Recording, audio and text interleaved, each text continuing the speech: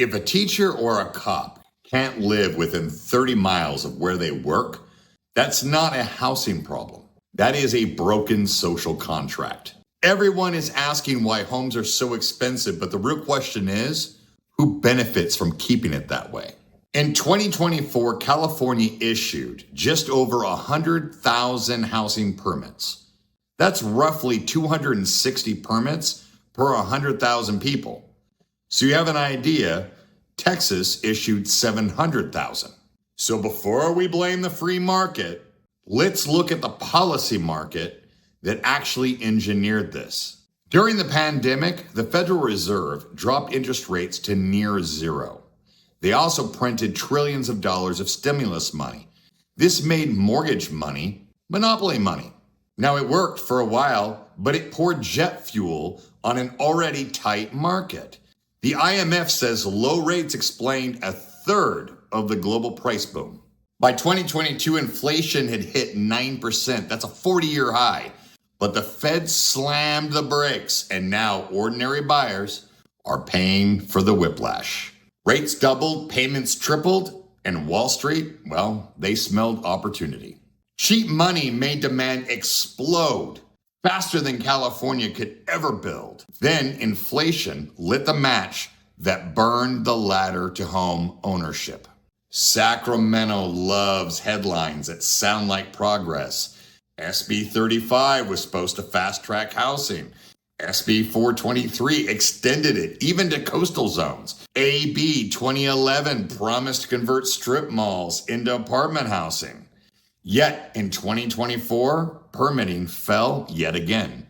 We have more laws than homes. The truth? Every bill runs into the same wall. Local politics. Neighborhood groups weaponize character. And environmental groups, they review and delay everything. It's not logic. It's status quo bias.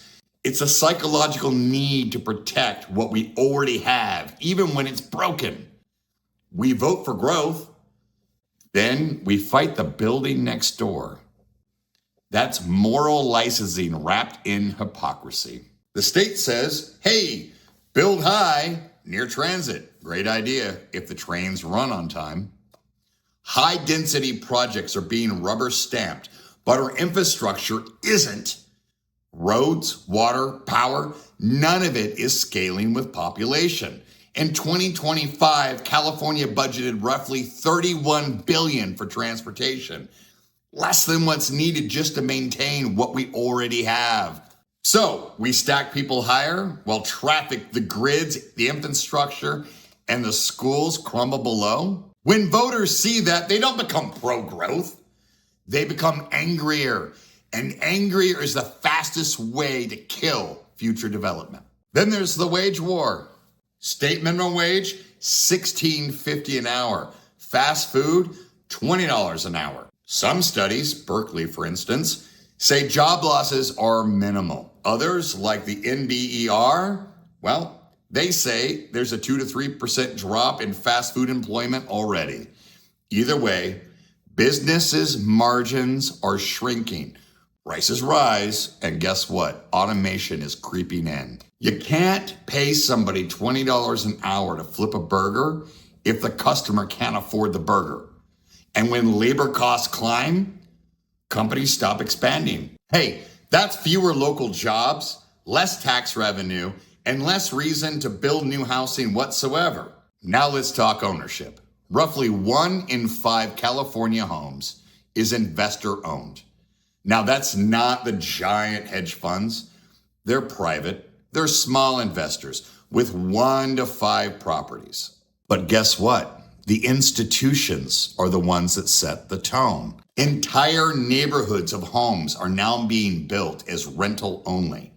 Build to rent, single family homes made up almost 9% of the new housing starts just last year. Once that community opens, nobody ever gets title, just the keys. We didn't just lose affordability, we lost the on-ramp to the American dream. This crisis isn't random, it's engineered by incentives and emotions. Voters fear change, that's loss aversion.